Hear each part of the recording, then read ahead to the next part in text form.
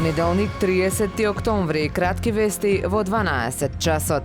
Апсења во неколку градови низ Македонија, меѓу кои во Охрид. Во рамки на акцијата Синџир се вршат претреси и се приведуваат осомничени лица. Акцијата е резултат на повеќе месечна предистражна постапка за кривични дела против јавни финансии, платниот промет и стопанството, што обвинителството ја спроведе со Управата за финансиска полиција и истражители од Истражниот центар на основното јавно обвинителство за гонење на организиран криминал и корупција. Катерина Трајчевска и Тошо Трајанов се парот кој ја создаде стартап компанијата Адева. Истата е регистрирана во Соединетите Американски држави, но тие ја водат од Охрид. Компанијата ја основале на само 24 години, а денеска заеднички водат милионски бизнис и семејство. Работат со таленти од над 40 земји во светот. Инаку Адева е македонска стартап компанија која работи со софтверски компании и технолошки стартапи. Основната услуга е помош при создавање или проширување на програмерски тимови со дистрибуирани програмери.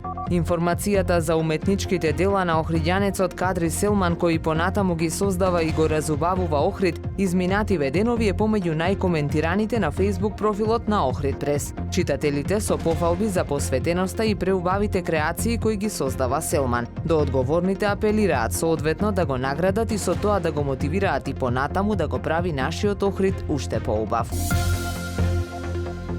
Времето денес сончево со умерена облачност, дува умерен до засилен јужен ветер. Максималната температура во Охрид до 20 степени. Повеќе информации на ohridpress.com.mk.